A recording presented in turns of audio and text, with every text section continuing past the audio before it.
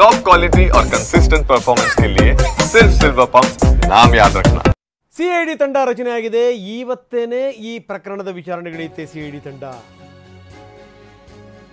ಇವತ್ತನೇ CID ತಂಡ ರಚನೆ ಆಗುತ್ತೆ. ಇವತ್ತನೇ ತನಿಖೆ ಶುರುವಾಗುತ್ತೆ. ರಚನೆ ಆಗ್ತಿದ್ದಂಗೆ ಕೇಸ್ ಸಿಐಡಿಗೆ ವರ್ಗಾವಣೆ ಆಗುತ್ತೆ. ಅದು ಪ್ರೊಸೀಜರ್. ಅದು ಯಾವ ಠಾಣೆಯಲ್ಲಿ ಪ್ರಕರಣ ಇರುತ್ತೋ ಅಲ್ಲಿಂದ ಆ ಕೇಸ್ ವರ್ಗಾವಣೆ ಆಗುತ್ತೆ. ಮೊದಲು ಆರೋಪಿಗಳನ್ನು ಬಂಧಿಸುತ್ತೆ ಸಿಐಡಿ ತಂಡ. ಈಗಾಗಲೇ ಕೆಲವರು ಅರೆಸ್ಟ್ ಆಗಿದ್ದಾರೆ, ಪ್ರಶ್ನೆ ಬೇರೆ.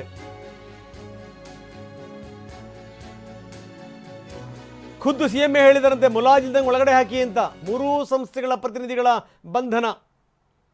ನೆಕ್ಸ್ಟ್ ಯಾರಾದರೂ ಈ ರೀತಿ ಸೆಲೆಬ್ರೇಷನ್ ಮಾಡಬೇಕಾದ್ರೆ ದೊಡ್ಡ ಪಾಠ ಆಗಬೇಕದು.